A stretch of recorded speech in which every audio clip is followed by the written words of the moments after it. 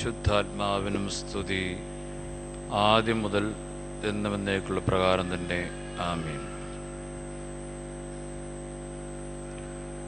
വന്യ ആചാര്യ ശ്രേഷ്ഠരെ, കൂടി വന്നിരിക്കുന്ന വിശ്വാസ സമൂഹമേ,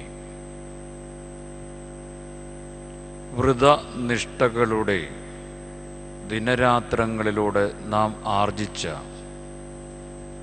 ആർജവ അനുഭവം ഈ വലിയ പെസഹായിക്കും തൻ്റെ പങ്കപ്പാടുകളോടുള്ള നമ്മുടെ ജീവിതത്തിൻ്റെ അടുത്തുവരവിനും പ്രത്യാശയുടെ പുനരുത്ഥാന പെരുന്നാളിനുമായി നമ്മളെ ആഹ്വാനം ചെയ്യുന്നുവല്ലോ. പുതുക്കത്തിൻ്റെയും രൂപാന്തരത്തിൻ്റെയും അനുഭവങ്ങളെ ദീക്ഷിക്കുവാൻ തക്കവണ്ണം 40 നാളുകളിൽ നാം കർത്തൃസന്നദ്ധിയിൽ ആയിരിക്കാൻ തക്കവണ്ണം പരമകാരുണികൻ നമ്മുടെ ജീവിതാനുഭവങ്ങളിൽ ഒരിക്കൽ കൂടി നമുക്ക് അവസരം നൽകി. തൻ്റെ കർത്തൃമേശയ്ക്ക് അടുത്തു വരുവാനായി ഈ പ്രഭാതം നമ്മെ ഒരുക്കത്തിൻ്റെ വേദിയിലേക്കും കൊണ്ടെത്തിച്ചു. ഏറിയ കരുണയ്ക്ക് നമുക്ക് സ്തുതി കരയറ്റാം.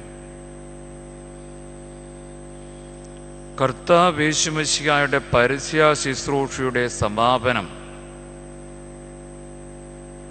ശിഷ്യന്മാരുമായി താൻ പങ്കുവയ്ക്കുന്ന ഈ രഹസ്യങ്ങളുടെ പെരുന്നാളിലാണ് നമുക്ക് കാണുവാൻ കഴിയുന്നത്.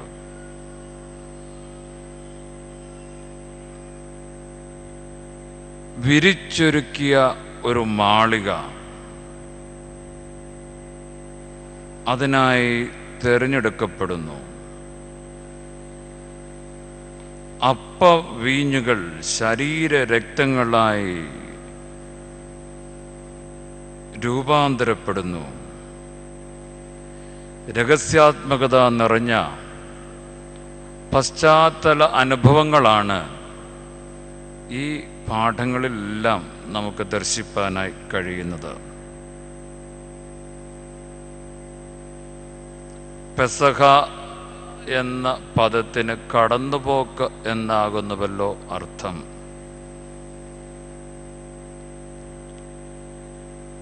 അടിമത്തത്തിൽ നിന്ന് വിമോചനത്തിലേക്കുള്ള ഒരു കടന്നുപോക്കാവട്ടെ നമ്മുടെ ഈ പെസഹ എന്ന് പറയുന്നത്. വിരിച്ചൊരുക്കിയ മാളിക അണിയിച്ചൊരുക്കിയ ഒരു ആത്മീയ അനുഭവത്തിൽ നമ്മെ ഓരോരുത്തരെയും പുനഃപ്രതിഷ്ഠിക്കുവാൻ ഇടയാക്കട്ടെ.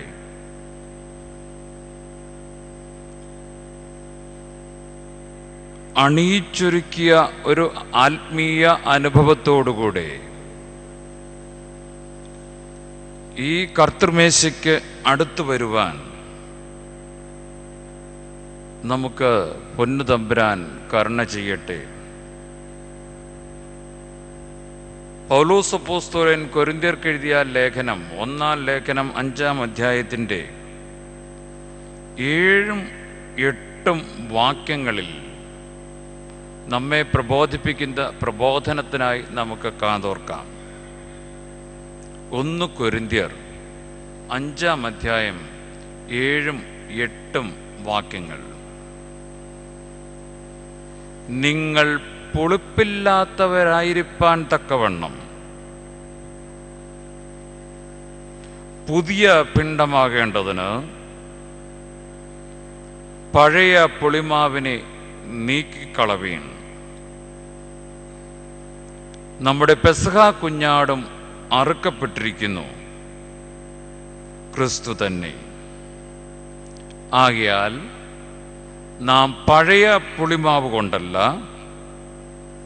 തിന്മയും ദുഷ്ടതയുമായ പുളിമാവ് കൊണ്ടുമല്ല, സ്വച്ഛതയും സത്യവുമായ പുളിപ്പില്ലായ്മ കൊണ്ട് ഉത്സവം ആചരിക്കുക. പഴയതിനെ നീക്കി പുതിയതിലേക്കുള്ള ഒരു അനുഭവത്തിൻ്റെ ആഹ്വാനമാണ് പൗലോസ് അപ്പോസ്തലൻ കൊരിന്ത്യ ലേഖനത്തിലൂടെ നമുക്ക് നൽകുന്നത്. നമ്മുടെ ജീവിതാനുഭവങ്ങളിൽ പഴയതിനെ നീക്കി പുതിയതിലേക്ക് അടുത്തു വരുവാൻ തക്കവണ്ണം ഈ സംസാര സാഗരത്തിൽ അല്പസമയം വേറിട്ട് കർത്തൃസന്നിധിയിൽ ആയിരിക്കാനും ഒരു ആത്മശോധനയ്ക്കുമായി ഈ പ്രഭാതം നമുക്ക് സംഗതി ആക്കട്ടെ. പിതാക്കന്മാർ ഈ ധ്യാനാത്മക അനുഭവത്തെ വിശേഷിപ്പിക്കുന്നത് to free our souls from irregular affections and put it to the way of knowing and doing the will of God എന്നാണ്. To free our souls from irregular affections and put it to the way of knowing and doing the will of God. നമ്മുടെ മതിക്കുന്ന മനസ്സുകളെയൊക്കെയും ഒന്ന് നിയന്ത്രണ വിധേയമാക്കി അവയ്ക്കൊക്കെ ഒന്ന് കടിഞ്ഞാണിട്ട് ദൈവഹിതം ഇന്നത് എന്ന് തിരിച്ചറിയേണ്ടതിന് മനസ്സ് പുതുക്കി രൂപാന്തരപ്പെടുന്ന ഒരു അനുഭവം. മതിക്കുന്ന മനസ്സുകളെ വർണ്ണാഭമായ മായാമോഹങ്ങളുടെ പിന്നാലെ ഓടുന്ന മനസ്സുകളെയൊക്കെയും നമുക്കൊന്ന് വരുതിക്കുള്ളിലാക്കി വേറിട്ട ശാന്തതയുടെ അനുഭവത്തിൽ പൊന്നു തമ്പുരാന്റെ ചാരെ സമീപേ പാദപീഠേ അവൻ്റെ ശബ്ദം കേൾക്കുവാനും അവൻ്റെ ഹിതം ഇന്നതെന്ന് തിരിച്ചറിയുവാനും തക്കവണ്ണം നമ്മെ തന്നെ സമർപ്പിക്കുന്ന സമർപ്പിത അനുഭവമാവട്ടെ ഈ കർത്തൃസന്നിധിയിൽ ആയിരിക്കുന്ന അനുഭവം. ഇത് ഒരുക്കത്തിൻ്റെ ദിനമാണ്. വ്രതാനുഷ്ഠാനങ്ങളുടെ ആദ്യ പ്രാർത്ഥനയിൽ നാം പ്രാർത്ഥിച്ചത് സകല തിന്മകളോടും പോരാടി പൈശാചികനെ അതിജീവിച്ച് നിന്റെ കൃപാധനങ്ങളാൽ വലിയ പെസഹായിക്ക് അടുത്തു വരുവാനും നിന്റെ പങ്കപ്പാടുകളിൽ പങ്കാളികളാകുവാനും നിന്റെ പുനരുത്ഥാന പെരുന്നാളിന് സാക്ഷികളാകുവാനും ഞങ്ങൾക്ക് കൃപ നൽകണമേ എന്നായിരുന്നു. ആ പ്രാർത്ഥനയോടുകൂടി ആരംഭിച്ച നമ്മുടെ ഈ പ്രയാണം അതിൻ്റെ അന്ത്യത്തിലേക്ക് അടുക്കുന്നു. ഇവിടെ പുതിയൊരു കൂട്ടായ്മയുടെ സഖിത്വത്തിൻ്റെ പങ്കുവയ്ക്കലിൻ്റെ അനുഭവമാണ് ഈ കർത്തൃമേശയിൽ നാം പങ്കുവയ്ക്കുന്നത്. ഇത് ബുദ്ധിപരമായ ഒരു ഓർമ്മയല്ല, അനുഷ്ഠാനമല്ല, മറിച്ച് ഒരു യാഥാർത്ഥ്യത്തെ ജീവിതഗന്ധിയായി ആവിഷ്കരിക്കുന്ന അനുഭവമാണ് നമ്മൾക്ക് ഓരോരുത്തർക്കും പ്രദാനം ചെയ്യുക. വിശുദ്ധ ലൂക്കോസിന്റെ സുവിശേഷം 22-ാം അധ്യായം 19 വാക്യത്തിൽ എൻ്റെ ഓർമ്മയ്ക്കായി നിങ്ങൾ ചെയ്യുവീൻ എന്നുള്ള കർത്തൃ കൽപ്പന സാധാരണ ഒരു ഓർമ്മ മാത്രമല്ല, പ്രത്യുത അതിൽ ഉപരിയായി ഒരു പുതുക്കത്തിൻ്റെ, ഒരു സാക്ഷീകരണത്തിൻ്റെ അനുഭവമാണ്. ഇത് നമ്മുടെ ജീവിതത്തിന് അർത്ഥം നൽകുന്ന ഒരു വേദി കൂടിയാണ്. ക്രിസ്തു ജീവിതത്തിൻ്റെയും ക്രിസ്താനുഭവത്തിൻ്റെയും ബന്ധാവിൽ നമ്മെ കൂട്ടിച്ചേർക്കുന്ന ഒന്നാണ് ഈ പുനരാവിഷ്കരണം എന്ന് പറയുന്നത്. തിരുബലി അർപ്പിക്കുന്ന കാർമ്മികനും അനുഭവിക്കുന്ന ജനവും ഈ സജീവമായ ക്രൈസ്തവ അനുഭവത്തിൻ്റെ പങ്കാളിത്വത്തിലാണ് എന്ന് നമുക്ക് ഓർക്കുവാനായി ഇടയാവണം. തള്ളിപ്പറഞ്ഞവനെയും ഉപേക്ഷിച്ചവനെയും തള്ളിപ്പറയാതെയും ഉപേക്ഷിക്കാതെയും ഈ പവിത്രമായ അനുഭവത്തിലേക്ക് താൻ പങ്കാളി ആക്കുന്നുണ്ട്. യൂദ അപ്പം വാങ്ങി സ്വയം ഇരുളിലേക്ക് മറിഞ്ഞു എന്നാണല്ലോ തിരുവചനത്തിൽ നാം വായിക്കുന്നത്. വിശുദ്ധ യോഹന്നാന്റെ സുവിശേഷം 13-ാം അധ്യായം 30 മുതൽ വാക്യങ്ങൾ. ആയതുകൊണ്ട് ഈ കർത്തൃമേശയ്ക്ക് അടുത്ത് വരുന്നവർ വേണ്ടത്ര ഒരുക്കത്തോടും പരിശോധനയോടും കൂടി വേണം ഈ സംബന്ധത്തിന് അടുത്തു വരുവാൻ. ആയതുകൊണ്ടാണ് വീണ്ടും പൗലോസ് അപ്പോസ്തലൻ നമ്മെ ഓർപ്പിക്കുന്ന കൊരിന്ത്യർക്ക് എഴുതിയ 1-ാം ലേഖനം 11-ാം അധ്യായത്തിന്റെ 27 മുതൽ 30 വരെയുള്ള വാക്യങ്ങളിൽ, അതുകൊണ്ട് അയോഗ്യമായി അപ്പം തിന്നുകയോ കർത്താവിൻ്റെ പാനപാത്രം കുടിക്കുകയോ ചെയ്യുന്നവനെല്ലാം കർത്താവിൻ്റെ ശരീരവും രക്തവും സംബന്ധിച്ച് കുറ്റക്കാരനാകും. മനുഷ്യൻ തന്നെത്താൻ ശോധന ചെയ്തിട്ട് വേണം ഈ അപ്പം തിന്നുകയും പാനപാത്രം കുടിക്കുകയും ചെയ്യുവാൻ. തിന്നുകയും കുടിക്കുകയും ചെയ്യുന്നവൻ ശരീരത്തെ വിവേചിക്കാഞ്ഞാൽ തനിക്ക് ശിക്ഷാവിധി തിന്നുകയും കുടിക്കുകയും ചെയ്യുന്നു. ഇത് ഹേതുവായി നിങ്ങളിൽ പലരും ബലഹീനരും രോഗികളും ആകുന്നു, അനേകരും നിദ്ര കൊള്ളുന്നു. മനുഷ്യൻ തന്നെത്താൻ ശോധന ചെയ്തിട്ട് വേണം ഈ അപ്പം ഭക്ഷിക്കുകയും ഈ പാനപാത്രം കുടിക്കുകയും ചെയ്യുവാൻ.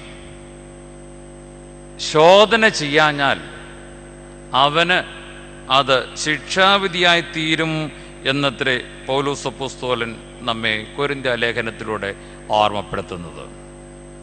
ഒരു ആത്മശോധനയുടെ വീണ്ടു വിചാരത്തിൻ്റെ നിമിഷമായി തീരട്ടെ ഈ വലിയ പെസഹായുടെ അനുഭവത്തിലേക്കുള്ള ഒരുക്ക നിമിഷങ്ങൾ. തിരുവചനത്തിൽ ഒരു സ്വയ പരിശോധനയുടെ ശബ്ദം കേൾക്കുവാൻ ഉത്തമ ഗീതങ്ങളിലേക്ക് നമുക്ക് കാതോർക്കാം. ഉത്തമ ഗീതം 1-ാം അധ്യായം 5 മുതൽ 8 വരെ വാക്യങ്ങളിൽ ശൂലേംകാരിയുടെ സ്വയ അവബോധത്തിൻ്റെ മാറ്റൊലി നമുക്ക് കേൾക്കുവാനായി കഴിയുന്നുണ്ട്. മെഗില്ലോത്ത് ചുരുളുകളിൽ പ്രഥമവും പ്രധാനവുമായ ഒരു വേദഭാഗമാകുന്നു ഈ ഉത്തമ ഗീതം എന്ന് പറയുന്നത്. അവിടെ വ്യാഖ്യാനം, രൂപകം, ഉപമ, ദൃഷ്ടാന്തം തുടങ്ങി സ്നേഹോദാത്തമായ ഒരു കാവ്യ വർണ്ണനയാണ് പ്രതിപാദ്യ വിഷയം. ഇതിൻ്റെ പൊരുൾ തിരിച്ചറിവാൻ പലപ്പോഴും നമുക്ക് വേണ്ടവണ്ണം സാധ്യതമാകാത്തതുകൊണ്ട് നമ്മുടെ നിത്യ പഠനങ്ങളിലും വായനകളിലും നാം ഇത് ഉൾക്കൊള്ളിക്കുന്നില്ല. എന്നാൽ സഭാജീവിതത്തിൽ വിശുദ്ധ ദേവാലയ ശുദ്ധീകരണ കൂദാശയ്ക്കും വിവാഹ കൂദാശയ്ക്കും ഉപയോഗിക്കുന്ന പ്രാർത്ഥനകൾ ഈ വേദഭാഗങ്ങളിൽ നിന്നാണെന്ന് കണ്ടെത്തുവാൻ കഴിയുമല്ലോ. സ്നേഹധനനായ പിതാവാ ദൈവവും തൻ്റെ സ്വന്തം ജനമായ ഇസ്രായേലും തമ്മിലുള്ള പവിത്രമായ ബന്ധത്തിൻ്റെ ഊഷ്മളതയിൽ ഉരുത്തിരിയുന്ന ഭാവങ്ങളാണ് ഈ വേദപാഠത്തിൻ്റെ സാരം. രക്ഷകനായ മശിഹായും തൻ്റെ ജനവും തമ്മിലുള്ള ബന്ധം, മണവാളനായ മശിഹായും മണവാട്ടിയാകുന്ന സഭയും തമ്മിലുള്ള ബന്ധം കാവ്യാത്മകമായി ഈ വേദപാഠത്തിൽ വർണ്ണിച്ചിരിക്കുകയാണ്. ജീവിത ബന്ധങ്ങളിൽ വിശുദ്ധിയുടെയും അഖണ്ഡതയുടെയും പരസ്പര പ്രതിബദ്ധതയുടെയും വിശ്വാസത്തിൻ്റെയും കരുതലിൻ്റെയും പാഠങ്ങളാണ് ഈ കാവ്യ വർണ്ണനകളിൽ നമുക്ക് കണ്ടെത്തുവാൻ സാധ്യതമാക്കുക. ഇപ്രകാരമുള്ള ഈ അനുഭവത്തിൽ ഇവിടെ ഒരു സ്വയപരിശോധനയ്ക്ക് വേണ്ടി ഉദ്യമിക്കുന്ന ഒരു സാധാരണക്കാരിൽ സാധാരണക്കാരിയുടെ അന്തരാത്മാവിലെ മനോഗതങ്ങളാണ് 5 മുതലുള്ള വാക്യങ്ങളിൽ 1-ാം അധ്യായത്തിൽ നാം കേൾക്കുന്നത്. അവിടെ ഇപ്രകാരം വായിക്കുന്നു: യെരൂശലേം പുത്രിമാരെ, ഞാൻ കറുത്തവൾ എങ്കിലും കേദാര്യ കൂടാരങ്ങളെപ്പോലെയും ശലോമോന്റെ തിരിശീല പോലെയും അഴകുള്ളവൾ. എനിക്ക് ഇരുൾ നിറം പറ്റിയിരിക്കാലും ഞാൻ വെയിൽ കൊണ്ട് കറുത്തിരിക്കാലും എന്നെ തുറിച്ചു നോക്കരുത്. എൻ്റെ അമ്മയുടെ പുത്രന്മാർ എന്നോട് കോപിച്ചു, എന്നെ മുന്തിരിത്തോട്ടങ്ങൾക്ക് കാവലാക്കി. എൻ്റെ സ്വന്തം മുന്തിരിത്തോട്ടം ഞാൻ കാത്തിട്ടുള്ളതാനും. എൻ്റെ പ്രാണപ്രിയനെ പറഞ്ഞു തരിക, നീ ആടുകളെ മേയ്ക്കുന്നത് എവിടെ?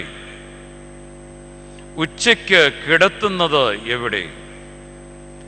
നിന്റെ ചങ്ങാതിമാരുടെ ആട്ടിൻകൂട്ടങ്ങൾക്കരികെ ഞാൻ മുഖം വാടിയവളെ പോലെ ഇരിക്കുന്നത് എന്ത്? സ്ത്രീകളിൽ അതിസുന്ദരിയെ, നീ അറിയുന്നില്ല എങ്കിൽ ആടുകളുടെ കാൽച്ചുവടുകളെ തുടർന്ന് ചെന്ന് ഇടയന്മാരുടെ കൂടാരങ്ങൾക്കരികെ നിന്റെ കുഞ്ചാടുകളെ മേയ്ക്കുക. ആത്മപ്രശംസയുടെയും തൻപോരുമയുടെയും ആഗോള പ്രതിഭാസത്തിൽ മുഴുകുന്ന മനുഷ്യ മനസ്സുകൾക്ക് വേറിട്ട ഒരു ശബ്ദമാണ് ഇവിടെ കേൾക്കുവാനായി കഴിയുന്നത്. അവനവനെ കുറിച്ചുള്ള ഒരു സ്വയ അവബോധത്തിൻ്റെ മാറ്റൊലി, തൻ്റെ ജീവിതഗന്ധിയായ അനുഭവങ്ങളിലേക്ക് തിരിഞ്ഞു നോക്കുന്ന ഈ ശൂലങ്കാരി താൻ എന്താകുന്നുവെന്നും എന്തായിരിക്കുന്നു എന്നുമുള്ള അനുഭവങ്ങളെ കണ്ടെത്തുകയാണ്. തൻ്റെ ഉൾവൺമ വർണ്ണനാതീതമാണ്. കേദാര്യ കൂടാരങ്ങളെപ്പോലെയും ശലോമോന്റെ തിരിശീല പോലെയും അഴക് ആർന്നവളാണ് അവൾ. വിശ്വാസികളുടെ പിതാവായ അബ്രഹാമിന്റെ ഭാര്യ സാറയുടെ ദാസി ഹാഗർ. അബ്രഹാമിനുണ്ടാകുന്ന സന്തതി ഇസ്മായിൽ. ഇസ്മായിലിന്റെ സന്തതി പരമ്പരയാണ് കേദാർ. ഉൽപ്പത്തി പുസ്തകം 25-ാം അധ്യായം 13 മുതലുള്ള വാക്യങ്ങളിൽ. പ്രകൃതിയുടെ ബന്ധങ്ങളിൽ തങ്ങളുടെ ബാഹ്യമായ വർണ്ണം വളരെ വിരൂപമാക്കപ്പെട്ടുവെങ്കിലും എപ്പോഴും അവർ അഭിമാനത്തോടെ ഓർത്തിരുന്ന ഒന്നാണ്, ഞങ്ങളുടെ സിരകളിലൂടെ ഒഴുകുന്നത് അബ്രഹാമിന്റെ രക്തമാകുന്നു എന്ന്. വിശ്വാസ നിറവിൽ പൂർവിക അനുഭവത്തെ അവർ എപ്പോഴും സ്മരിച്ചുകൊണ്ടാണ് ജീവിതക്രമങ്ങളിൽ മുന്നേറിയിരുന്നത്. 2 ദിനവൃത്താന്തം പുസ്തകം 3-ാം അധ്യായത്തിൽ ശലോമോന്റെ ദേവാലയത്തിന്റെ തിരിശീലയുടെ വർണ്ണന നമുക്ക് പരിചിതമാകുമല്ലോ. നീലനൂൽ, ധൂമ്രനൂൽ, ചുവന്ന നൂൽ, ശണം നൂൽ മുതലായവ കൊണ്ട് ചിത്രപ്പണികളാൽ ശ്രേഷ്ഠമായ നിലയിൽ നെയ്തിരിക്കുന്ന ശലോമോന്റെ ദേവാലയത്തിൻ്റെ തിരശീല. ഈ അഴകാർന്ന അനുഭവത്തെ വിലയിരുത്തി തൻ്റെ ജീവിതത്തെ താതാത്മ്യം ചെയ്തുകൊണ്ട് ഈ സാധാരണക്കാർ പറയുകയാണ്, എൻ്റെ ആന്തരിക ശോഭ വാക്കുകൾക്ക് അതീതമാണ്. പക്ഷേ ഇന്നത്തെ എൻ്റെ ദുരവസ്ഥ ഇരുൾ നിറം പറ്റിയിരിക്കുന്ന സ്ഥിതിയിൽ എന്നെ ആക്കിയിരിക്കുന്നു. അവളെ ബാധിച്ചിരിക്കുന്ന കരിനിഴൽ എന്തെന്ന് തിരിച്ചറിയുവാൻ തക്കവണ്ണം ഉൾക്കണ്ണ് തെളിയിച്ച് അവളിലേക്ക് തന്നെ നോക്കിയ ഒരു അനുഭവ പാഠമാണ് ഇവിടെ പറയുന്നത്. എന്നെ മുന്തിരിത്തോട്ടങ്ങൾക്ക് കാവലാക്കി. എൻ്റെ സ്വന്തം മുന്തിരിത്തോട്ടം ഞാൻ കാത്തിട്ടില്ല. ആകിയാൽ ഈ വെയിൽ കാഠിന്യം എനിക്ക് കരിനിഴൽ എൻ്റെ മേൽ വീഴ്ത്തി ഞാൻ കറുത്ത നിറം പ്രാപിച്ചിരിക്കുന്നു എന്ന്. പ്രതിബദ്ധത നഷ്ടപ്പെട്ട ജീവിതത്തിൻ്റെ ചിത്രമാണ് ഈ വാക്കുകളിൽ നമുക്ക് കണ്ടെത്തുവാനായി കഴിയുന്നത്. പ്രിയനെ നോക്കി പ്രിയന്റെ വേല ചെയ്യുവാൻ തക്കവണ്ണം നിയോഗിക്കപ്പെട്ടവൾ വർണ്ണാഭമായ ഭൗതികതയുടെ പിന്നാലെ പരക്കം പാഞ്ഞ് ജീവിതത്തിൽ വീഴ്ചകളും ഉത്തരവാദിത്തമില്ലായ്മയും അനുഭവിക്കാൻ ഇന്ന് വന്നു ഭവിച്ചിരിക്കുന്ന സ്ഥിതിവിശേഷം ഈ വലിയ പെസഹായുടെ തിരുശരീര രക്ത സംബന്ധത്തിന് നമ്മെ ഒരുക്കുമ്പോൾ ശോധന ചെയ്യുവാൻ തക്കവണ്ണം പര്യാപ്തമായ നമ്മുടെ ജീവിതാനുഭവങ്ങളിലേക്ക് വെളിച്ചം വീശുന്ന ഒരു വേദപാഠമാവും ഇത് എന്ന് കരുതുകയാണ്, ആശിക്കുകയാണ്. ഒരു സ്വയ അവബോധത്തിന് ഇത് നമ്മെ പ്രേരിപ്പിക്കട്ടെ. Who am I and what am I? ഞാൻ ആരാകുന്നുവെന്നും ഞാൻ എന്താകുന്നുവെന്നും തിരിച്ചറിയുവാനുള്ള ഒരു ഉദ്യമം. ഇവിടെ ഇവൾ താൻ എന്താണ് എന്ന് അഭിമാനപൂർവ്വം പറയുന്നുണ്ട്. കേദാര്യ കൂടാരങ്ങളെ പോലെയും ശലോമോന്റെ തിരുശീല പോലെയും അഴകുള്ളവളാണ് ഞാൻ. പക്ഷേ ഇന്നത്തെ എൻ്റെ സ്ഥിതി ഇരുൾ നിറം പിടിച്ചിരിക്കുന്ന തലത്തിലാണ്. ഇന്ന് നാം ഓരോരുത്തരും അന്വേഷിക്കുന്നത് നാം എന്തായിരിക്കുന്നു എന്നുള്ളതാണ്. എന്താണ് എന്ന് കണ്ടെത്തുവാൻ പലപ്പോഴും നാം ഉദ്യമിക്കാറില്ല. പരിശുദ്ധ സഭാ ജീവിതത്തിൽ ഉന്നതവും ശ്രേഷ്ഠവുമായ പദവിയിലാകുന്നുവല്ലോ വിശുദ്ധ മാമോദീസായിലൂടെ നമ്മെ ഓരോരുത്തരെയും വിളിച്ച് വേർതിരിച്ചിരിക്കുന്നത്. മാലാഖയ്ക്ക് സമമായി പരിശുദ്ധാത്മാ കൃപാ അനുഭവത്തിൽ വാടാത്ത കിരീടത്തിൻ്റെ ഓഹരി നമുക്ക് സമ്പാദ്യമായി തന്നുകൊണ്ടാണ് ഈ ഉന്നതമായ പദവിയിലേക്ക് സഭ നമ്മെ വിശുദ്ധ മാമോദീസായിലൂടെ ചേർത്തത്. നമ്മൾക്കൊരു പ്രബോധനവും നൽകി, ദുഷ്ടൻ മോഷ്ടിക്കാതെ വണ്ണം ഈ അനുഭവം നീ സൂക്ഷിച്ചു കൊള്ളണം എന്ന്. പക്ഷേ പലപ്പോഴും ഈ അനുഭവത്തിലൊക്കെയും പതനങ്ങളും വീഴ്ചകളും വന്നിട്ടുണ്ട് എന്നുള്ളതല്ലേ യാഥാർത്ഥ്യം. എത്ര നിസ്സാരമായ സംഗതികളാണ് നമ്മളിൽ ഇരുൾ നിറം വീഴ്ത്തിയിരിക്കുന്നത് എന്ന് തിരിച്ചറിയാതെയല്ലേ പലപ്പോഴും നമ്മുടെ ജീവിത പ്രയാണങ്ങൾ.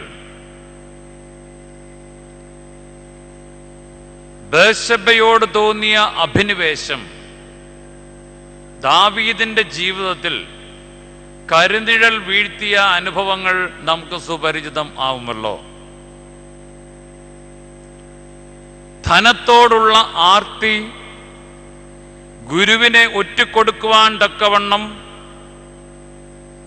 അതിതീവ്രമായ പതനത്തിലേക്ക് കൊണ്ടെത്തിക്കുന്ന യൂദയുടെ ചിത്രവും നമുക്ക് പരിചിതമാണ്. ജീവിത അനുഭവങ്ങളിൽ ആയിരിക്കേണ്ട തലങ്ങളിൽ നിന്ന് നാം മാറിപ്പോകുമ്പോൾ പലപ്പോഴും തിക്തമായ അനുഭവങ്ങളാവും അവ നമുക്ക് സമ്മാനിക്കുന്നത്.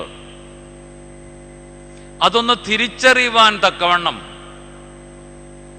നാം ആയിരിക്കുക എന്നുള്ളതാണ് ഏറ്റവും അഭികാമ്യമായിരിക്കുന്നത്, ഏറ്റവും ആവശ്യം ആയിരിക്കുന്നതും. ജീവിതത്തെ ഇന്നലേക്കും നാളേക്കും പകുത്തു നൽകി ഇന്നിന്റെ കൃപകൾ അനുഭവിക്കാതെ ആകുലപ്പെടുന്ന ഒരു സമൂഹമായി ആധുനിക മനുഷ്യൻ മാറിയിരിക്കുകയാണ്. ആകുലതയും വ്യാകുലതയും ഖിന്നതയും അവന്റെ ജീവിത ഭാരങ്ങൾക്ക് ആക്കം കൂട്ടുന്നു. ദുഃഖങ്ങളുടെയും നെടുവീർപ്പുകളുടെയും പര്യായങ്ങളായി ഇന്ന് മനുഷ്യൻ മാറുന്നു.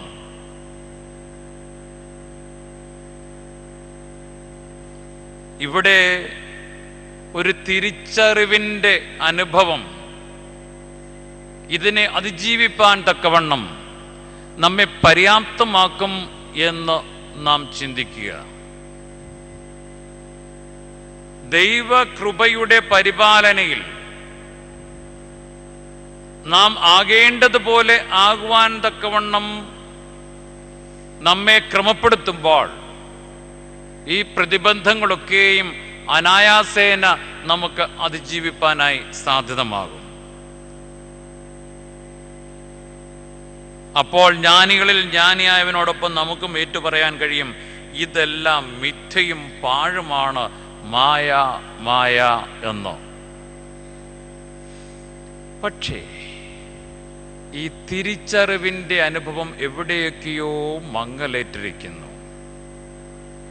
എന്തുകൊണ്ടെന്നാൽ അത് വേദനാജനകമാണ് നമ്മിൽ ഉളവാക്കുന്ന അവസ്ഥ.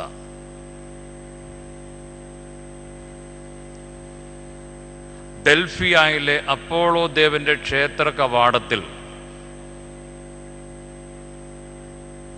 മനോഹരമായ ഒരു തലവാചകം അതിൻ്റെ പ്രധാന കവാടത്തിൽ കുറിച്ചു വെച്ചിട്ടുണ്ട്.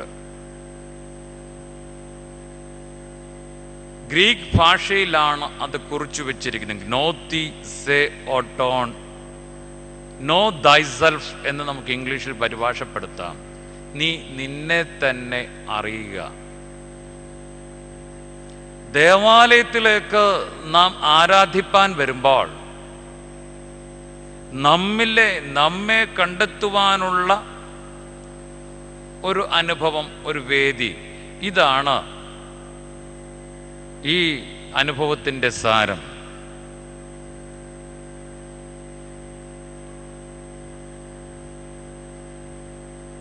നമ്മുടെ ആരാധനാ ജീവിതങ്ങളിൽ നാം നമ്മെ തന്നെ കണ്ടെത്തുവാൻ തക്കവണ്ണം എത്രമാത്രം മുതിരാറുണ്ട്. നോമ്പിൻ്റെ പ്രാർത്ഥനയിൽ നാം അനേക തവണ ഉരുവിട്ടതാണ്, ശരീരം ഭക്ഷണത്തെ വെടിയുമ്പോൾ ആത്മാവ് തിന്മകളെ വെടിയണം. ആത്മാവ് തിന്മകളെ വെടിയാതെ ശരീരം ഭക്ഷണത്തെ മാത്രം വെടിഞ്ഞിട്ടുള്ള നോമ്പ് വ്യർത്ഥമായിട്ടുള്ളതാകുന്നു എന്ന്. ജീവിതത്തിലൊരു വീണ്ടു വിചാരത്തിൻ്റെ വേദിയായിരുന്നുവല്ലോ ഈ നോമ്പിൻ്റെ ദിനരാത്രങ്ങൾ. നമ്മെ കണ്ടെത്തുവാൻ ഈ നോമ്പിൻ്റെ അനുഭവം നമുക്ക് എത്രമാത്രം സാധ്യതമാക്കി എന്ന് ഒന്ന് തിരിഞ്ഞ് നോക്കിയാലും. ഈ പീഡാനുഭവത്തിൻ്റെ അയനത്തിലേക്ക് നാം അടുത്തു വരുമ്പോൾ ഇനിയും സമയമൊന്നും നഷ്ടമായിട്ടില്ല. ഒരു സ്വയ അവബോധത്തിനായി, ഒരു വീണ്ടും വിചാരത്തിനായി ഈ നിമിഷങ്ങൾ നാം വിനിയോഗിക്കുന്നു എങ്കിൽ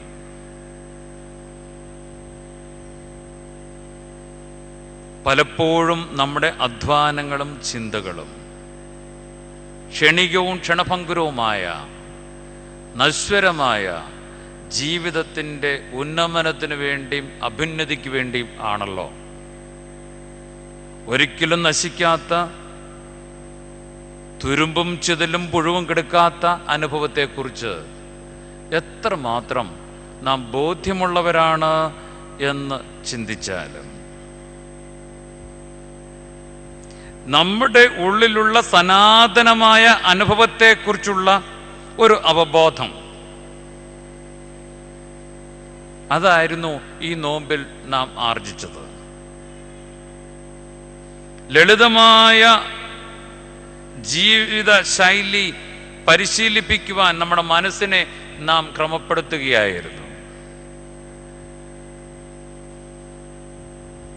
മിതത്വം എന്നത്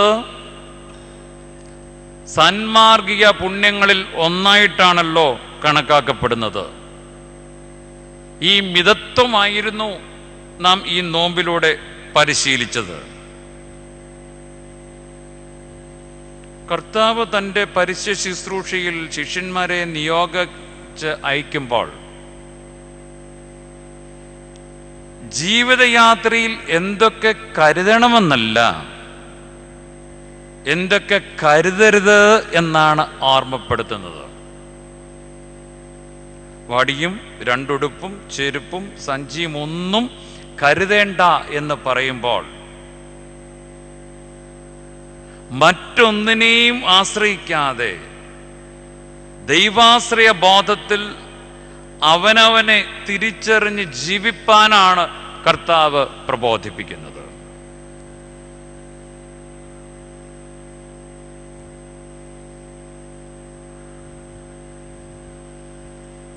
നമ്മുടെ ആത്മ അനുഭവങ്ങളിൽ ഒരു ക്രിസ്തു സാക്ഷ്യം, ക്രിസ്താനുഭവം സംജാതമാക്കുവാൻ തക്കവണ്ണം നമുക്ക് സാധ്യതമായിട്ടുണ്ടോ എന്ന് കണ്ടെത്തിയാലും പ്രതിബദ്ധത നഷ്ടപ്പെട്ട മനുഷ്യൻ തൻ്റെ ജീവിതത്തിൻ്റെ കരിനിഴലിൻ്റെ വശങ്ങളെ ഏറ്റുപറയുകയാണ്.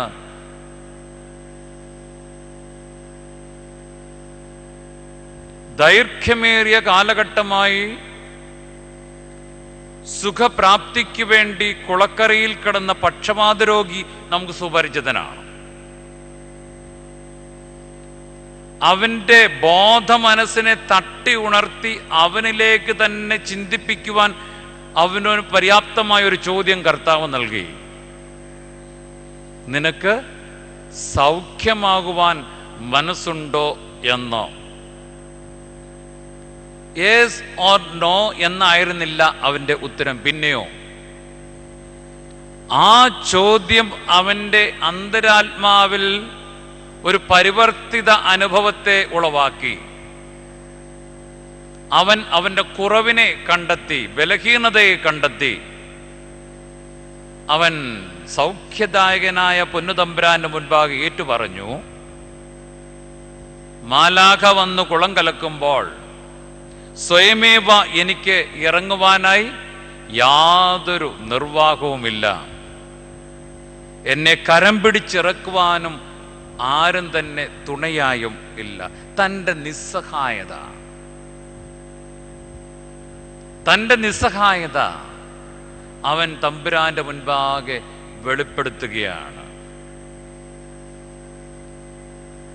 ഈ രഹസ്യാത്മകമായ വലിയ പെസഹായ്ക്ക് അടുത്തു വരുമ്പോഴും നമ്മുടെ നിസ്സഹായത തിരിച്ചറിയുവാൻ തക്കവണ്ണം ദൈവശബ്ദം നമ്മോട് സംസാരിക്കുമെങ്കിൽ ഈ നോമ്പനുഭവങ്ങളും വ്രതനിഷ്ഠകളും ധന്യമായി എന്ന് നമുക്ക് അവകാശിക്കുവാനായിട്ട് സാധ്യതമാകും. പക്ഷേ ഈ ശരീരവും ശരീരത്തിന് വേണ്ടിയുമുള്ളതാണ് ജീവിതം എന്ന കമ്പോള സംസ്കാരത്തിലേക്ക് നാം നമ്മുടെ മനസ്സിനെ ക്രമപ്പെടുത്തിയിരിക്കുകയില്ലേ?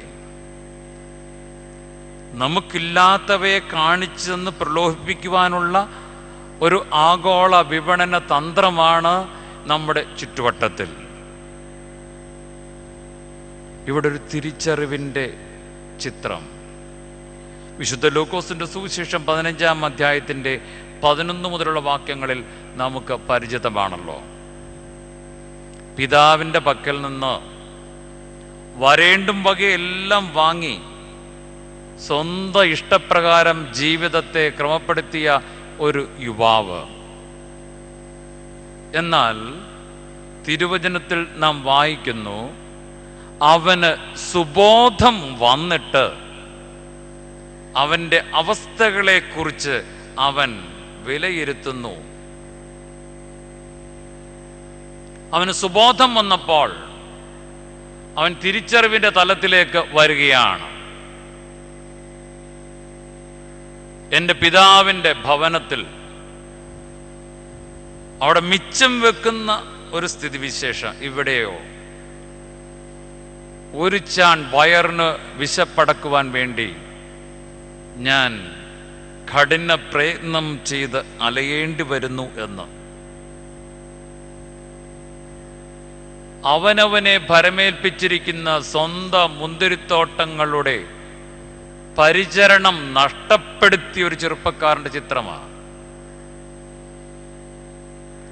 വരേണ്ടും വകയെല്ലാം പിതാവിൽ നിന്ന് ആർജിച്ച് സ്വന്തം ഇഷ്ടപ്രകാരം ജീവിക്കുവാൻ തയ്യാറായവനാണ്. പക്ഷേ അവന് സുബോധം വന്നപ്പോൾ അവൻ തിരിച്ചറിഞ്ഞു ഇതെല്ലാം നിഷ്പ്രഭമാണ്, നിഷ്ഫലമാണ് എന്ന്.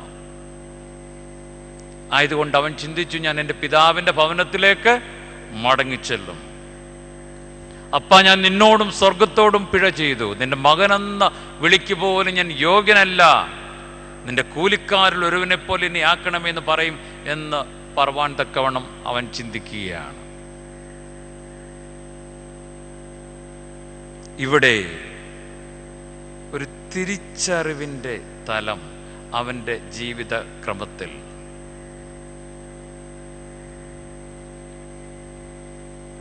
വേദപുസ്തക പഠനങ്ങളിൽ തിരിച്ചറിവിൻ്റെ തലങ്ങളിലേക്ക് വന്ന ഒട്ടനവധി വ്യക്തിത്വങ്ങളെ നമുക്ക് കാണുവാൻ കഴിയുന്നുണ്ട്. കാലമിത്രയുമായി നാം ഈ തിരുവചനങ്ങളിലൂടെ പാരായണം ചെയ്തിട്ടും എന്തേ ഇന്നും തിരിച്ചറിവിന് സമയം ആയിട്ടില്ല എന്ന്. യെശയ്യാ പ്രവാചകന്റെ പുസ്തകം 5-ാം അധ്യായത്തിൻ്റെ 1-2 വാക്യങ്ങളിൽ തൻ്റെ പ്രിയന് ഫലവത്തായ കുന്നിൽ ഒരു മുന്തിരിത്തോട്ടമുണ്ടായിരുന്നു. അവൻ അതിന് വേലി കെട്ടി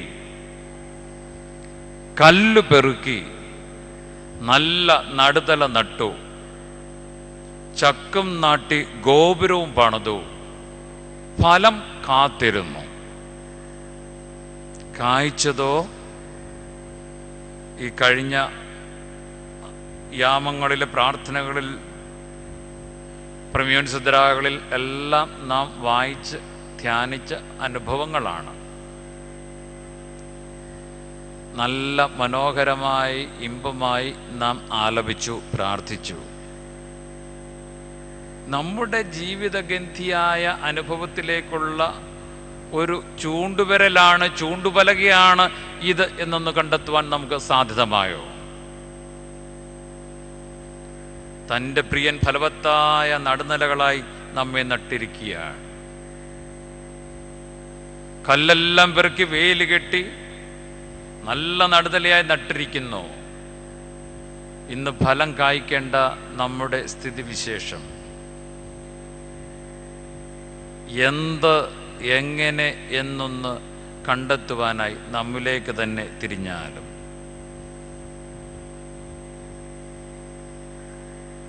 നീ എന്താണ് എന്നുള്ളതല്ല, എന്തായിരിക്കുന്നു എന്നുള്ളതാണ് ശ്രേഷ്ഠത. തൻ്റെ രൂപത്തിലും ഛായയിലും വനയപ്പെട്ട് തൻ്റെ ജീവശ്വാസം പ്രദാനം ചെയ്ത് ജീവനുള്ള ദൈവത്തിൻ്റെ ജീവനുള്ള ദേഹിയായി തീർന്നിരിക്കുന്ന മനുഷ്യൻ. റോമാലേഖനം 8-ാം അധ്യായത്തിൽ അതുകൊണ്ടാണ് പൗലോസ് അപ്പോസ്തലൻ ഓർമ്മപ്പെടുത്തുന്നത്, സൃഷ്ടി ദൈവപുത്രന്മാരുടെ വെളിപാടിനെ ആകാംക്ഷയോടെ കാത്തിരിക്കുന്നു. ഈ പ്രപഞ്ചത്തിന്റെ ഞരക്കങ്ങളും വിലാപങ്ങളും ഗദ്ഗതങ്ങളും ചൂണ്ടിക്കാണിച്ചിട്ട് ഇതിനൊരു നിവാരണം ഉണ്ടാക്കുവാൻ തക്കവണ്ണം ദൈവപുത്രന്മാരുടെ വെളിപ്പെടലിന് വേണ്ടി പ്രപഞ്ചം കാത്തിരിക്കുകയാണ്. ഈ ദൈവപുത്രന്മാരുടെ സാക്ഷ്യം നിറപടിയായി നിർവഹിപ്പാൻ തക്കവണ്ണം എൻ്റെ വ്രതാനുഷ്ഠാനങ്ങളും ഈ വലിയ പെസഹായിലേക്കുള്ള എൻ്റെ സാമീപ്യവും എനിക്ക് സഹായകമാകുന്നുവോ എന്ന് നാം കണ്ടെത്തിയാലും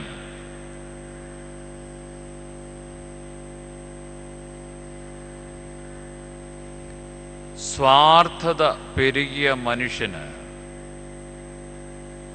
ഇന്ന് അവനവനെ കാണുവാൻ കഴിയാതെ വണ്ണം ഒരു തിമിരം ബാധിച്ചിരിക്കുന്ന ദുസ്ഥിതിയിലാണ്. കർത്താവ് യേശു മിശിഹായുടെ പരസ്യ ശുശ്രൂഷാ കാലത്തും തിമിരം ബാധിച്ചിരുന്ന പരീശത്ത സമൂഹത്തെ നമുക്ക് കാണുവാൻ കഴിയുമായിരുന്നു. സ്വന്തം പിതൃനഗരത്തിലേക്ക് വന്നപ്പോൾ വിശുദ്ധ മർക്കോസിന്റെ സുവിശേഷം 6-ാം അധ്യായത്തിൽ നാം വായിക്കുന്നു, ലോകരക്ഷകൻ, വിമോചകൻ, വീണ്ടെടുപ്പുകാരൻ മശിഹ അവരുടെ ചാരെ ഉണ്ടായിട്ട് പോലും തിരിച്ചറിവാൻ വയ്യാതെ വണ്ണം അവർ അവനെ കണ്ടത് ഇവൻ മറിയയുടെ മകൻ, തച്ചൻ, ഇവന് ലഭിച്ച ജ്ഞാനവും ഇവന്റെ കരങ്ങളാൽ നടക്കുന്ന അത്ഭുത പ്രവൃത്തികളും എന്ത് എന്നുള്ളതായിരുന്നു. വിമോചകനെ, രക്ഷകനെ, വീണ്ടെടുപ്പുകാരനെ കാണുവാൻ വയ്യാതെ വണ്ണം അവരുടെ കണ്ണ് കുരുടാക്കപ്പെട്ടിരുന്ന ഒരു തലം, തിരിച്ചറിവ് വേണ്ട വിധത്തിൽ ജീവിതഗന്ധിയാകാതെ വരുമ്പോഴാണ് ഈ ദുരവസ്ഥ. എന്നാൽ വേദപാഠങ്ങളിൽ നമുക്ക് സുപരിചിതമായ മറ്റ് ഭാഗങ്ങൾ, വിശുദ്ധ മത്തായിയുടെ സുവിശേഷം 15-ാം അധ്യായത്തിന്റെ 21 മുതലുള്ള വാക്യങ്ങളിൽ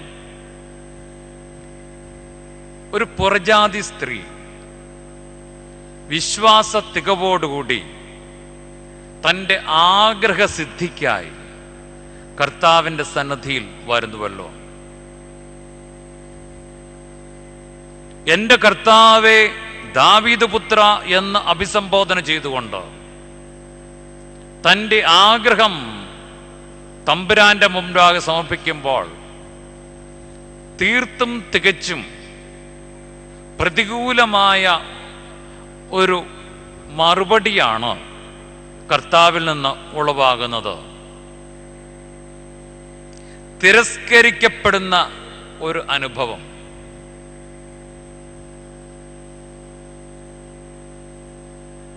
അവളുടെ ജീവിതത്തിൽ അവൻ കർത്താവാണ്, ദാവീദിന്റെ പുത്രനാണ് എന്ന് സമ്മതിച്ച് വിശ്വാസപൂർവം അടുത്തു വന്നപ്പോൾ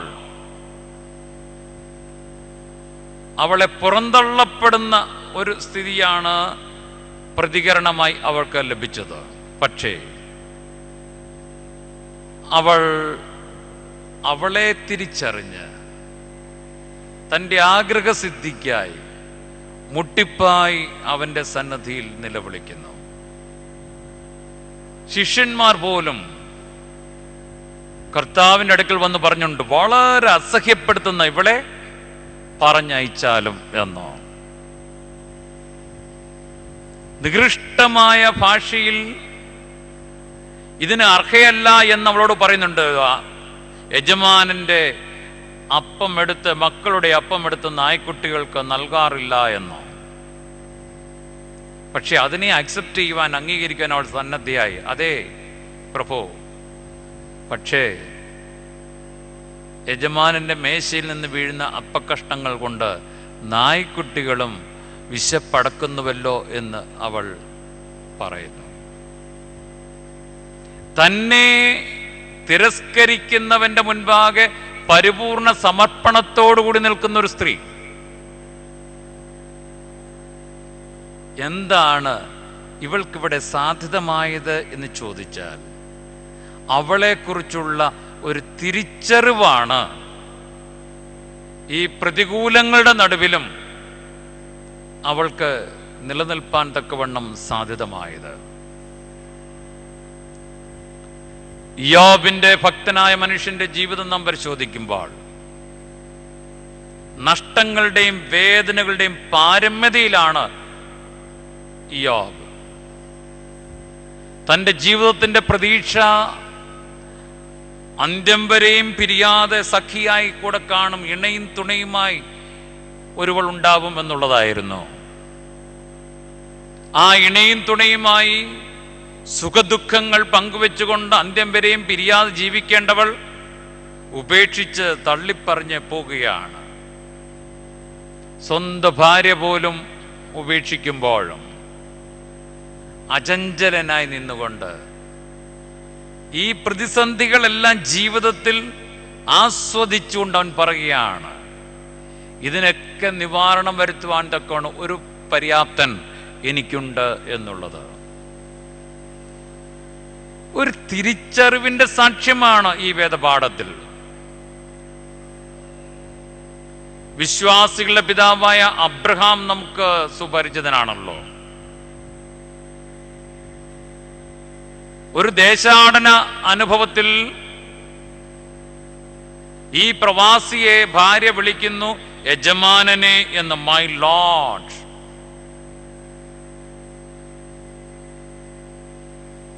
അംഗീകരിക്കുവാനും തിരിച്ചറിയുവാനും പ്രാപ്തിയായ ഒരു സ്ത്രീത്വം. ജീവിതത്തിൽ അവരുടെ പ്രതീക്ഷ നാം പടയാതെ വണ്ണം കർത്തൃഹിതത്തിന് കാതോർത്ത് ജീവിച്ചവരായിരുന്നു അബ്രഹാമും സാറയും.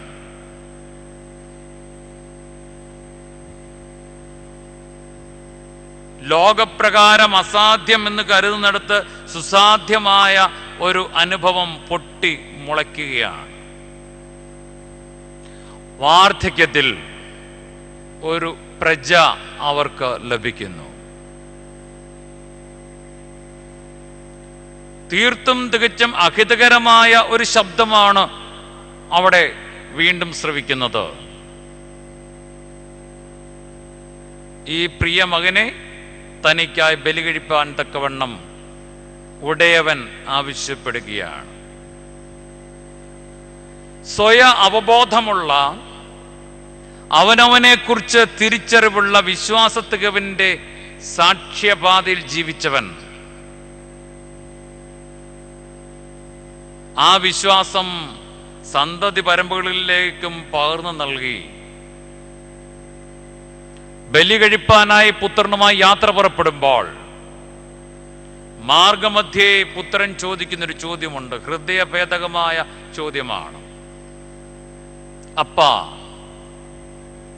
വിറകുണ്ട്, തീയുണ്ട്, കത്തിയുണ്ട്, അറുപ്പാനുള്ള ആടെവിടെ?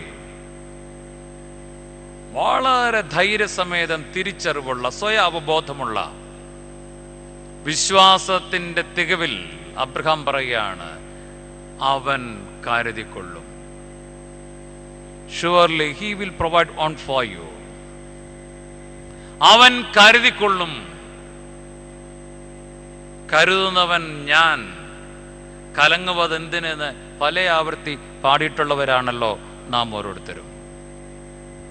പക്ഷേ നിസ്സാര സംഗതികളുടെ പുറത്തു പോലും കലങ്ങുന്ന ഹൃദയങ്ങളല്ലേ നമ്മെ ഭരിക്കുക? ഇതാ കരുതുന്നവനെ തിരിച്ചറിഞ്ഞ തിരിച്ചറിവിന്റെ തലം. അവൻ കരുതിക്കൊള്ളും എന്ന് തൻ്റെ സന്തതി പരമ്പരകൾക്ക് പോലും വിശ്വാസത്തെ പകർന്നു നൽകുവാൻ അബ്രഹാം പിതാവിന് സാധ്യതമാകുന്നത് തന്നിലെ തൻ്റെ അനുഭവത്തെ തിരിച്ചറിയുവാൻ തനിക്ക് സാധ്യതമായി എന്നുള്ളതാണ്.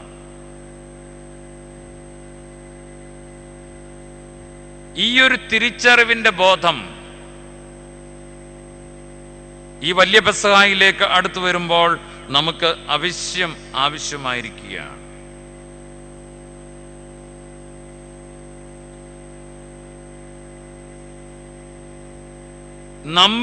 നമ്മെ കണ്ടെത്തി, കൊരിന്ത്യ ലേഖനത്തിൽ നാം വായിച്ചു കേട്ടത്, സർവ തിന്മയും ദുഷ്ടതയും എല്ലാ അനുഭവങ്ങളും നീക്കം ചെയ്തിട്ട് സ്വച്ഛതയും നിർമ്മലതയുമാകുന്ന പുളിപ്പില്ലായ്മ കൊണ്ട് പെസഹ ആചരിക്കുക എന്നുള്ളതാണല്ലോ. സ്വച്ഛതയും നിർമ്മലതയുമാകുന്ന അനുഭവത്തോടുകൂടി കർത്തൃസന്നിധിയിൽ വന്ന് ഈ വലിയ പെസഹായ്ക്ക് അടുത്തു വരുവാൻ നമുക്ക് സാധ്യത ആകണം.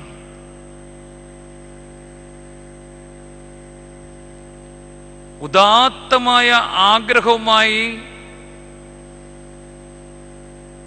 കർത്തൃസന്നിധിയിൽ വരുന്ന ഒരു ധനികനായ യുവാവിനെ കുറിച്ച് വിശുദ്ധ ലൂക്കോസിന്റെ സുവിശേഷം 18-ാം അധ്യായം 18 മുതൽ 30 വരെയുള്ള വാക്യങ്ങളിൽ നാം ശ്രവിക്കുന്നുണ്ട്.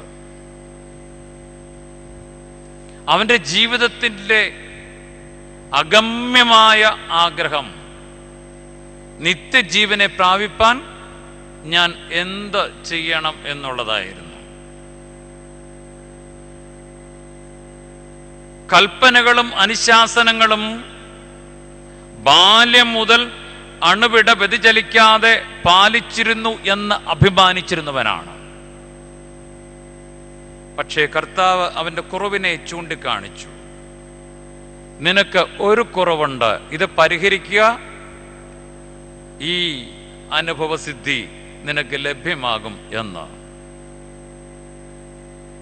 വേദസംഗ്രഹം അവൻ ധനികനായാൽ നിരാശനായി പിൻവാങ്ങിപ്പോയി എന്നാണ്.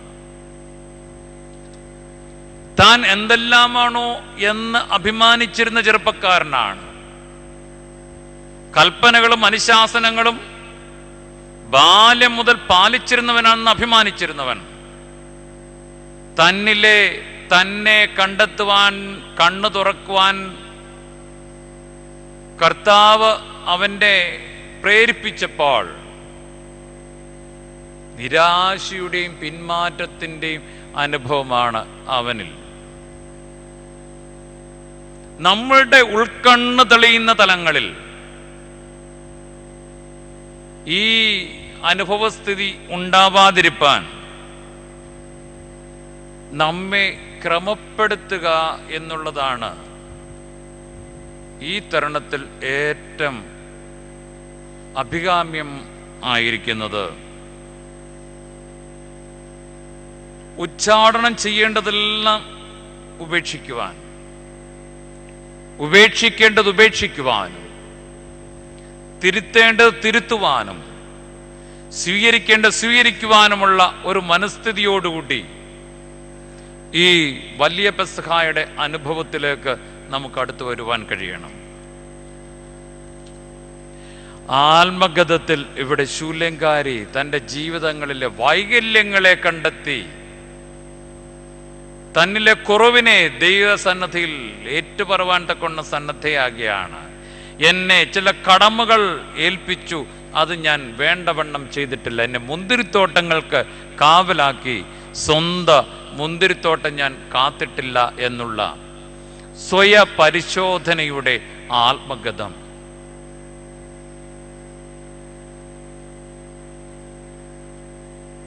രക്ഷാകരമായ സ്ലീബായുടെ അനുഭവ പാതയിൽ നാം ആയിരിക്കുമ്പോൾ, കുരിശിന്റെ വഴിയിൽ ആയിരിക്കുമ്പോൾ, സങ്കീർത്തനക്കാരനോട് ചേർന്ന് നമുക്കും പ്രാർത്ഥിക്കാം. ദൈവമേ, എന്നെ ശോധന ചെയ്ത് എൻ്റെ ഹൃദയത്തെ അറിയണമേ, എൻ്റെ നിലവുകളെ അറിയണമേ എന്ന് 139-ാം സങ്കീർത്തനം 23-ാം വാക്യം. വീണ്ടും സങ്കീർത്തനക്കാരനോട് ചേർന്ന് പ്രാർത്ഥിക്കാം. 143 സങ്കീർത്തനത്തിൻ്റെ 8 വാക്യം, ഞാൻ നടക്കേണ്ടുന്ന വഴി എന്നെ അറിയിക്കണമേ എന്ന്. എന്നെ ശോധന ചെയ്ത് എൻ്റെ ഹൃദയത്തെ അറിയണമേ, എൻ്റെ നിലവുകളെ നീ അറിയണമേ, ഞാൻ നടക്കേണ്ടുന്ന വഴി എന്നെ കാണിച്ചു തരണമേ എന്ന് പ്രാർത്ഥിച്ചുകൊണ്ട് ഒരു പുനഃക്രമീകരണത്തിനായി നമ്മെ കർത്തൃകരങ്ങളിലേക്ക് ഭരമേൽപ്പിക്കാം. ഈ ക്രൂശിൻ്റെ അനുഭവം ഒരു പുനഃക്രമീകരണവും പുനരാവിഷ്കരണവുമാണ്, ഒരു തിരുത്തലിൻ്റെ അനുഭവമാണ്. പരാജയത്തിൻ്റെ പ്രതീകമായിരുന്ന തലങ്ങളിൽ നിന്ന് വിജയസോപാനത്തിലേക്കുള്ള ഉയർത്തെഴുന്നേൽപ്പാണ് ഈ കുരിശിൽ നാം ദർശിക്കുന്നത്. മടങ്ങി വരുവാനാവാത്ത വിധത്തിൽ ആരും ആയിട്ടില്ല എന്ന ഒരു ചിത്രമാണ് ധൂർത്തുപുത്രന്റെ ചിത്രത്തിലൂടെ നാം കേട്ടത്. വീണ്ടെടുക്കുവാനാവാത്ത വിധം ഒന്നും നഷ്ടമായിട്ടില്ല എന്നുള്ളതാണ് പ്രത്യാശയോട് ജീവിച്ച യോബിന്റെ ജീവിതം നമുക്ക് പാഠമാക്കി തന്നത്.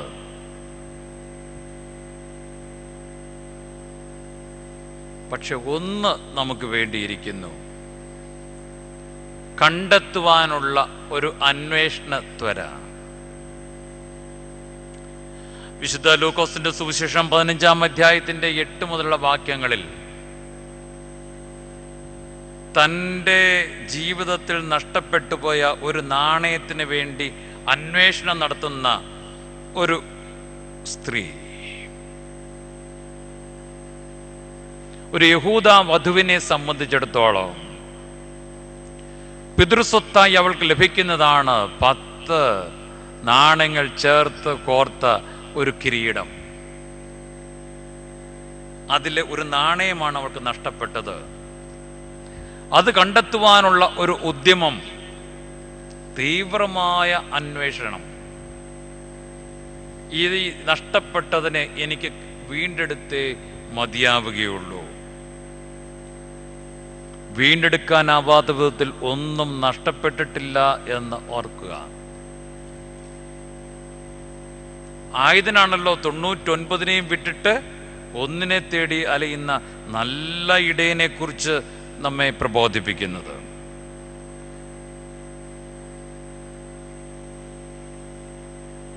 വീണ്ടെടുക്കാനാവാത്ത വിധത്തിൽ നഷ്ടപ്പെട്ടു പോയിട്ടില്ല ഒന്നും ഇല്ലത്രേ.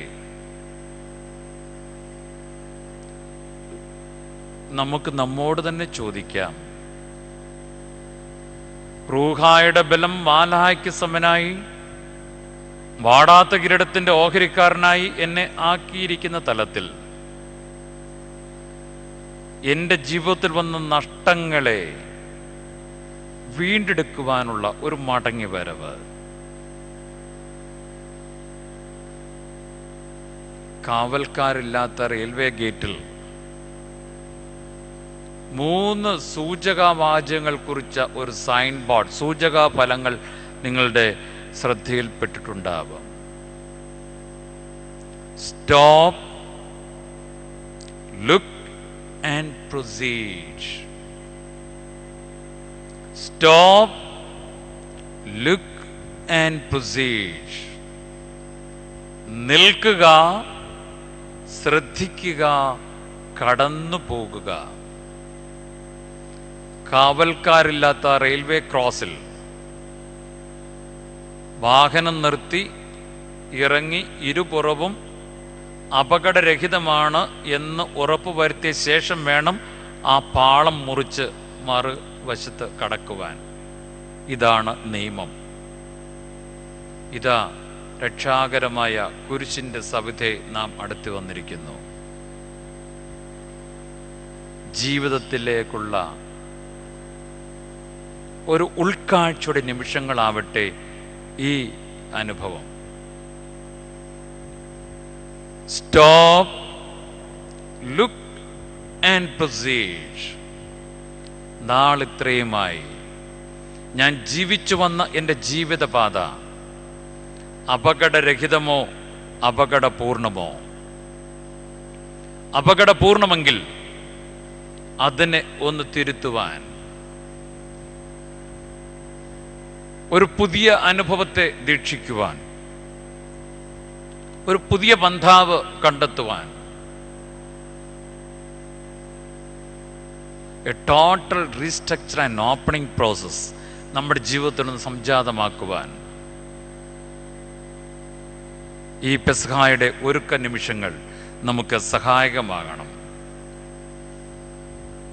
പഴയ പുളിമാവ് കൊണ്ടല്ല, സ്വച്ഛതയും നിർമ്മലവുമായ പുളിപ്പില്ലായ്മ കൊണ്ട് പെസഹ ആചരിപ്പാൻ നമുക്കൊരുങ്ങാം.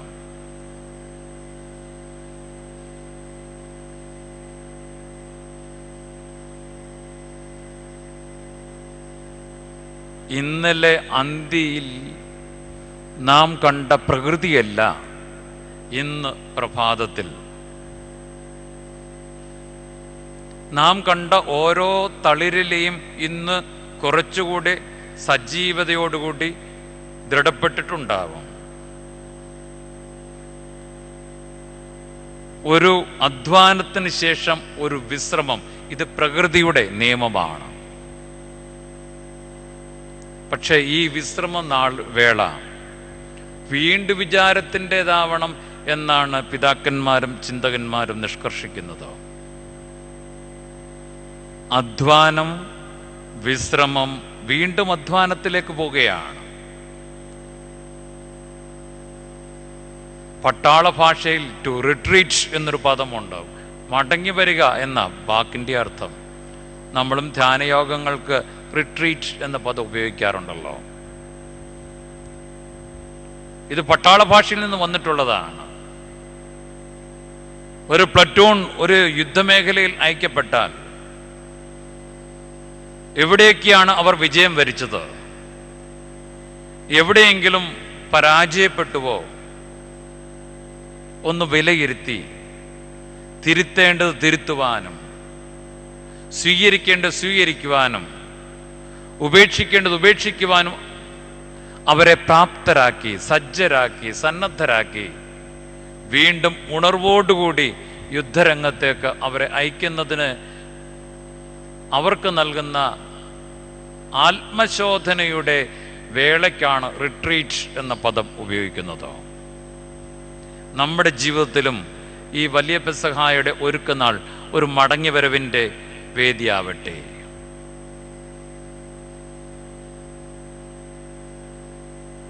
പൈശാചികനെ ഞാൻ ഉപേക്ഷിക്കുന്നു, മശിഹായെ സ്വീകരിക്കുന്നു എന്ന് വിശുദ്ധ ദേവാലയത്തിൽ വിശുദ്ധ മദ്ബഹായുടെ, വിശുദ്ധ ത്രോണോസിൻ്റെ, വിശുദ്ധ സ്ലീബായുടെ, വിശുദ്ധ ഏവൻഗേലിയോൻ്റെ ആചാര്യ സാക്ഷ്യ സമൂഹത്തിൻ്റെ മുൻപാകെ പ്രതിജ്ഞയെടുത്തവരാണ് നാം ഓരോരുത്തരും. സാത്താനെ ഞാൻ ഉപേക്ഷിക്കുന്നു, മശിഹായെ ഞാൻ സ്വീകരിക്കുന്നു എന്നുള്ള പ്രതിജ്ഞ. കാലം ഇത്രയുമായി നമ്മുടെ ജീവിത അനുഭവങ്ങളിൽ ഈ പ്രതിജ്ഞ എത്രമാത്രം അർത്ഥസാഫല്യത്തോടുകൂടി നിറവേറ്റുവാൻ നമുക്ക് സാധ്യതമായിട്ടുണ്ട് എന്ന് ഒന്ന് കണ്ടെത്തുവാൻ ശ്രമിച്ചാലും, മശിഹായെ രക്ഷിതാവായി സ്വീകരിച്ച നമ്മുടെ ജീവിത അനുഭവങ്ങളിൽ പലപ്പോഴും പൈശാചികന്റെ നുഴഞ്ഞുകയറ്റം അനുഭവിച്ചിട്ടുള്ളവരല്ലേ നാം? പ്രലോഭനങ്ങളുടെ നുഴഞ്ഞുകയറ്റം. ആദ്യ മാതാപിതാക്കളുടെ ജീവിതത്തിലും അതുതന്നെയാണല്ലോ സംഭവിച്ചത്. ജീവിതത്തിൻ്റെ സർവ സ്വാതന്ത്ര്യവും ഒന്നൊഴികെ അനുഭവിപ്പാൻ അവകാശപ്പെട്ടിരുന്നവർ, പക്ഷെ പ്രലോഭകൻ വന്നിട്ട്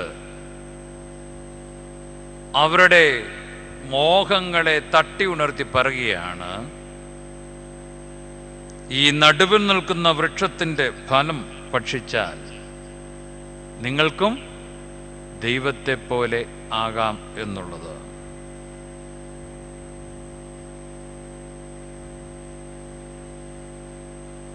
വിഹിതമല്ലാതെ വണ്ണം അത് പ്രാപിപ്പാനുള്ള വെമ്പൽ പതനത്തിലേക്കും പുറന്തള്ളപ്പെടുന്ന പാർശ്വവൽക്കരിക്കപ്പെടുന്ന തലത്തിലേക്കുമാണ്, സ്വാതന്ത്ര്യത്തിൽ നിന്ന് ബന്ധനത്തിലേക്കാണ് അവരെ കൊണ്ടെത്തിച്ചത്. നിത്യവും സായാഹ്നത്തിൽ ദൈവിക സംസർഗത്തിൽ പുലർന്നിരുന്ന ആദ്യ മാതാപിതാക്കൾ നെടുവീർപ്പോടുകൂടി വിയർപ്പോടുകൂടി കാലയാപനം കഴിക്കേണ്ടി വരുന്ന സ്ഥിതി വിശേഷം. പക്ഷെ അവർ എന്തായിരുന്നുവോ ആഗ്രഹിച്ചത്, ആ നിത്യജീവനെ പ്രദാനം ചെയ്യുന്ന ദിവ്യവിഷതമാണ് പുത്രൻ തമ്പുരാൻ ഇന്ന് നമുക്കായി വിഭജിച്ച് നൽകുന്നത്. വിശുദ്ധ യോഹന്നാന്റെ സുവിശേഷം 6-ാം അധ്യായത്തിന്റെ 53 മുതൽ 55 വരെയുള്ള വാക്യങ്ങളിൽ, നിങ്ങൾ മനുഷ്യപുത്രന്റെ ശരീരം ഭക്ഷിക്കാതെയും അവന്റെ രക്തം കുടിക്കാതെയും ഇരുന്നാൽ നിങ്ങൾക്ക് ഉള്ളിൽ ജീവനില്ല. എൻ്റെ ശരീരം ഭക്ഷിക്കുകയും എൻ്റെ രക്തം കുടിക്കുകയും ചെയ്യുന്നവന് നിത്യജീവനുണ്ട് എന്ന് അവൻ അരുൾ ചെയ്യുന്നു. തൻ്റെ ശരീരരക്ത സംബന്ധം നിത്യജീവന്റെ അനുഭവമാണ് നമുക്ക് പ്രദാനം ചെയ്യുന്നത്. ഈ നിത്യജീവന്റെ അനുഭവം നമുക്ക് സ്വായത്തമാകണമെങ്കിൽ ചില പുനഃക്രമീകരണങ്ങൾ അത്യന്താപേക്ഷിതമായിരിക്കുന്നു.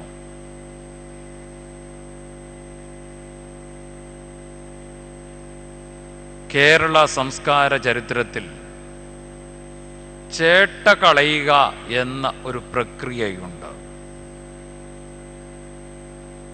കാർത്തിക നാളിൽ മഹാലക്ഷ്മിയെ ഭവനത്തിലേക്ക് സ്വീകരിക്കുന്ന ഒരുക്കമാണ് ചേട്ടകളയൽ. പൊട്ടിയതും തകർന്നതും ഉപയോഗശൂന്യമായതും പഴകിയതും ദ്രവിച്ചതുമെല്ലാം ഭവന അന്തരീക്ഷത്തിൽ നിന്ന് പുറത്താക്കി ഐശ്വര്യത്തിൻ്റെ പ്രതീകമായ മഹാലക്ഷ്മിയെ ദീപം തെളിയിച്ച് അടിച്ചു വൃത്തിയാക്കി ശുചിയാക്കി ഒരുക്കപ്പെട്ട ഭവനത്തിലേക്ക് സ്വീകരിക്കുന്ന ഒരു ചടങ്ങ്. ഈ വൃത്തിയാക്കൽ പ്രക്രിയയ്ക്ക് ചേട്ടകളയുക എന്ന് തെക്കൻ തിരുവിതാംകൂറിൽ സുപരിചിതമാണ്. നമ്മുടെ ജീവിതത്തിലെ ഒരു ചേട്ടകളയലാവട്ടെ ഈ വലിയ പെസഹായുടെ ഒരുക്ക നിമിഷങ്ങൾ. തിന്മയും ദുഷ്ടതയും സ്പർദ്ധയും വൈര്യവും നിഗളവും ഞാനെന്ന ഭാവവും എല്ലാം നീക്കിക്കളഞ്ഞ് സ്വച്ഛതയും നിർമ്മലതയുമാകുന്ന അനുഭവത്തോടുകൂടി ഈ വലിയ പെസഹായ്ക്ക് അടുത്തു വരുവാൻ, ഇതെനിക്ക് നിത്യജീവന്റെ അനുഭവമാണ്. ആയതുകൊണ്ടാണ് നാം പ്രാർത്ഥിക്കുന്നത്, ഇത് എനിക്കും എൻ്റെ ഭവനക്കാർക്കും രഹസ്യമാണ് എന്ന്. ഈ നിത്യജീവന്റെ ഓഹരി എനിക്കും എൻ്റെ ഭവനക്കാർക്കും രഹസ്യാത്മകത നൽകുന്ന ഒന്നാണ് എന്നതുകൊണ്ടാണ് നാം പ്രാർത്ഥിക്കുന്നത്. പക്ഷേ രഹസ്യാത്മമായ അനുഭവം ഞാൻ പ്രാപിക്കണമെങ്കിൽ വിരിച്ചൊരുക്കപ്പെട്ട മാളിക ഞാനാകണം. വെളിപാട് പുസ്തകം 3-ാം അധ്യായം 20-ാം വാക്യത്തിൽ ഇപ്രകാരം നാം വായിക്കുന്നു, ഞാൻ വാതിൽക്കൽ നിന്ന് മുട്ടുന്നു, ആരെങ്കിലും എൻ്റെ ശബ്ദം കേട്ട് വാതിൽ തുറന്നാൽ ഞാൻ അകത്തു വന്ന് ഞാൻ അവനോടും അവൻ എന്നോടും അത്താഴം കഴിക്കും. നമ്മുടെ ഹൃദയ കവാടത്തിൽ നിന്ന് മുട്ടുന്നവൻ്റെ ശബ്ദം കേട്ട് അവനായി വാതിൽ തുറന്നു കൊടുക്കുവാൻ തക്കവണ്ണം നമ്മുടെ ആത്മീയ മാളിക നാം ഒരുക്കപ്പെട്ടിട്ടുണ്ടോ? നിങ്ങൾ ദൈവത്തിൻ്റെ മന്ദിരമെന്നും ദൈവം നിങ്ങൾ വസിക്കുന്നുവെന്ന് അറിവീൻ. ദൈവത്തിൻ്റെ മന്ദിരത്തെ നശിപ്പിക്കുന്നവനെ ദൈവം നശിപ്പിക്കുമെന്നത്രേ പൗലോസ് അപ്പോസ്തലൻ കൊരിന്ത്യർക്ക് എഴുതിയ 1-ാം ലേഖനം 3-ാം അധ്യായം 16-ഉം 17-ഉം വാക്യങ്ങളിൽ നമ്മെ ഓർമ്മപ്പെടുത്തുന്നത്. You are the temple of God. നാം ദൈവത്തിൻ്റെ മന്ദിരമാണ്, ദൈവത്തിൻ്റെ അധിവാസ സ്ഥാനമാണ്. പക്ഷെ ദൈവം വസിക്കുവാൻ തക്കവണ്ണം ആ ഭവനം ഒരുക്കുവാൻ നാം കടപ്പെട്ടവരാണ്.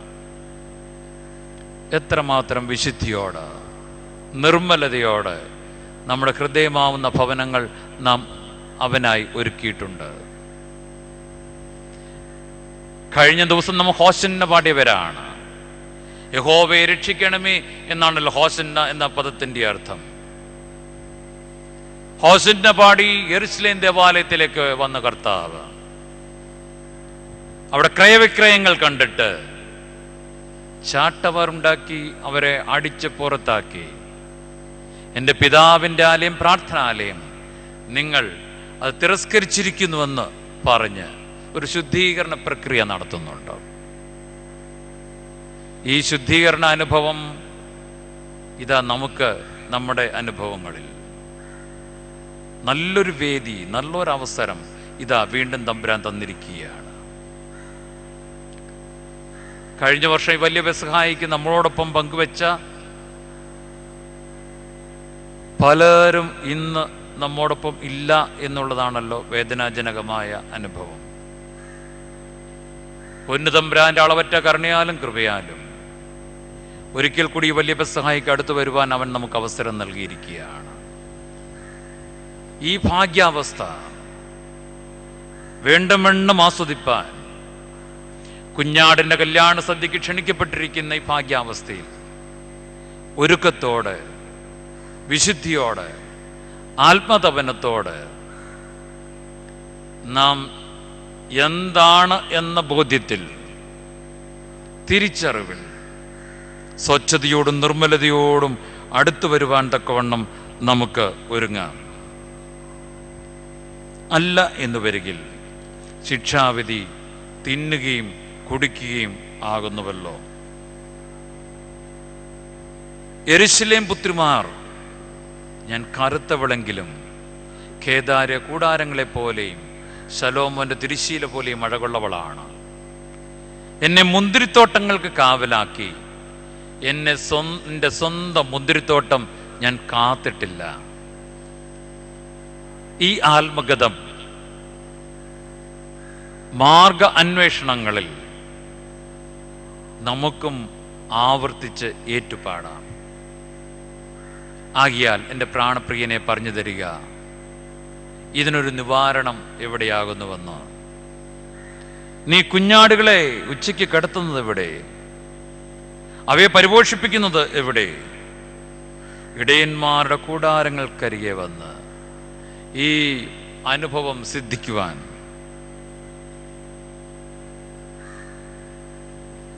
കർത്താവിൻ്റെ മേശയിൽ നിന്ന് ഭക്ഷിച്ച് തൃപ്തരാകുവാനും പാനം ചെയ്ത് സംതൃപ്തി അടയുവാനും ഇതാ നമുക്ക് ഒരവസരം കൂടി.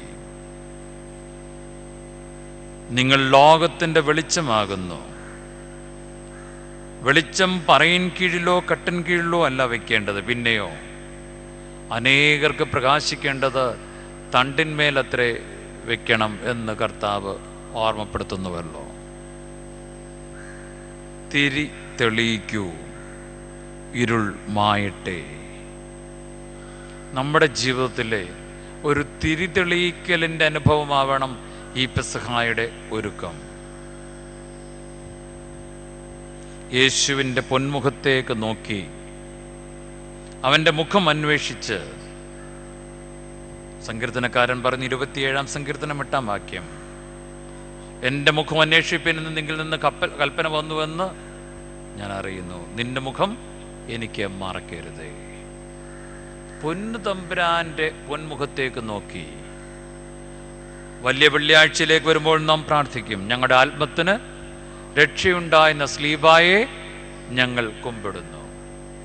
എൻ്റെ ആത്മരക്ഷാർത്ഥമുള്ള ഈ അനുഭവത്തെ ഒരു ദിവസത്തേക്കോ ഒരു നിമിഷത്തേക്കോ മാത്രമല്ല, എൻ്റെ ജീവിതാനുഭവം മുഴുവൻ വിശ്വസ്തയോടെ പാലിക്കുവാൻ കടപ്പെട്ടവളാണ് എന്ന ഉത്തമ ബോധ്യത്തോടുകൂടി ഒരുക്കമുള്ളവരായി, തിരുത്തപ്പെട്ടവരായി, രൂപാന്തരപ്പെട്ടവരായി ഈ പെസഹായുടെ സംബന്ധത്തിന് അടുത്തു വരാൻ. അപ്പോഴാണ് നമുക്കും പറവാൻ കഴിയുന്നത്, ഇത് എനിക്കും എൻ്റെ ഭവനക്കാർക്കും രഹസ്യാത്മകമായ അനുഭവം ആകുന്നു എന്ന്. പലപ്പോഴും ജീവിതത്തിൻ്റെ തലങ്ങളിൽ നിസ്സാരം എന്ന് കരുതുന്നത് കരിനിഴൽ വീഴ്ത്തുന്ന അനുഭവങ്ങളുണ്ടാകാം. ന്യായാധിപന്മാരുടെ പുസ്തകം 13-ാം അധ്യായത്തിൻ്റെ 2-ാം വാക്യം മുതൽ 16-ാം അധ്യായം വരെയും നമുക്ക് അതികായിൻ്റെ ഒരു കുടുംബ ചരിത്രത്തെക്കുറിച്ച് കാണുവാൻ കഴിയുന്നുണ്ട്. ഇസ്രായേലിൽ ന്യായാധിപന്മാരുടെ ചരിത്രത്തിൽ ശിംശോൻ അതികായകനായിരുന്നു. അമ്മയുടെ ഉദരം മുതൽ വൃതസ്ഥനായിരുന്നവൻ. പക്ഷേ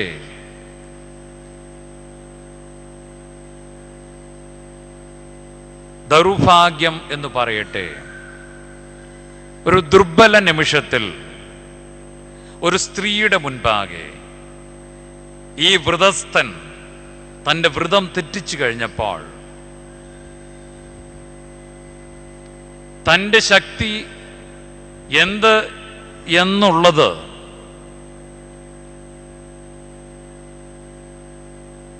ഉത്തരവാദിത്ത ബോധങ്ങളിൽ നിന്ന് മാറി അവളുടെ മടിയിൽ ഉറങ്ങുന്ന അവസരത്തിൽ അവളോട് പറഞ്ഞത് ദൗർബല്യങ്ങളുടെ പര്യായമായി വീഴ്ചയ്ക്ക് മാത്രമല്ല, കണ്ണ് കുത്തിപ്പൊട്ടിച്ച് ചങ്ങലകളാൽ ബന്ധിതനായി മറ്റുള്ളവരുടെ മുമ്പിൽ കുരങ്ങിനെ പോലെ ചാഞ്ചാടിക്കുന്ന തലത്തിലേക്ക് അവൻ നിഷ്കരുണം പതിക്കുകയാണ്. പ്രബലനും ശക്തനുമായവൻ ശക്തി ചോർഞ്ഞ നിസ്സഹായനായ തലത്തിൽ. പ്രിയമുള്ളവരെ, നാം വ്രതസ്ഥരാണ്. നാം വ്രതം തെറ്റിച്ചാൽ ജീവിതത്തിൽ ഈ അതികായനെ പോലെ പതനം കാൽ ചുവട്ടിലാണ് എന്ന് ഓർക്കുക. ദൈവം തൻ്റെ രൂപത്തിലും ഛായയിലും മനുഷ്യനെ നിർമ്മിച്ചത് പരാജിതനാകുവാനല്ല, വിജയം വരിക്കുവാനുള്ള എല്ലാ കൃപാവരങ്ങളും അവന് നൽകിയാണ്. അതുകൊണ്ടാണ് man is ought to be എന്ന് വിശേഷിപ്പിക്കുന്നത്.